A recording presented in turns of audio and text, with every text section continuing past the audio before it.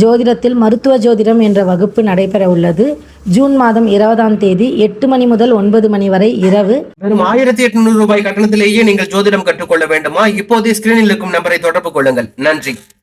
பாஜக மாநில துணைத் தலைவர் நாராயணன் திருப்பதி விடுத்துள்ள செய்திக்குறிப்பில், பல்வேறு பகுத்தறிவு பிரச்சாரங்களை செய்து கொண்டிருக்கிறோம். பகுத்தறிவின் அடிப்படையில் சமூகத்தை கட்டமைக்க பார்க்கின்றோம். கோவில் திருவிழாவிற்கு அதிக அளவில் கூட்டம் செல்வது உண்மையிலேயே நாகரிக சமூகத்திற்கு நல்ல அடையாளமாக என்னால் பார்க்க முடியாது.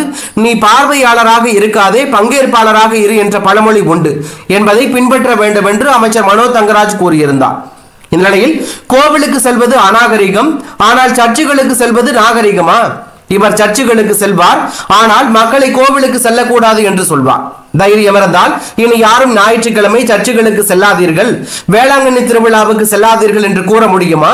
குருத்தோலை ஞாயிறு திருவிழாவுக்கு கிறிஸ்துவர்கள் செல்ல வேண்டாம் என்று கூற துணிவு உண்டா? ஹிந்து விரோத எண்ணமும் கிறிஸ்துவ மதவாதமும் ஒருங்கே கொண்டிருக்கும் இவரை அமைச்சராக்கியதுதான் பிரச்சனையே.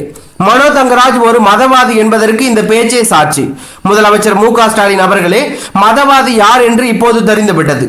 அமைச்சர் பதவியை விட்டு விலக்கி பார்வையாளர் யாரையாவது அமைச்சரவையில் பங்கேற்பாளர் ஆக்குவீர்களா என்று நாராயணன் திருப்பதி கேள்வி எழுப்பியுள்ளார். இதே போல தமிழக பாஜக விடுத்துள்ள செய்திக்குறிப்பில், தற்போது கோடிக்கணக்கான இந்துக்களின் மனதை புண்படுத்தும் வகையில் பேசிய அமைச்சர் மனோ தங்கராஜுவின் திமிர் பேச்சுக்கு என்ன நடவடிக்கை எடுக்கப் போகிறீர்கள் மு.க. ஸ்டாலின்?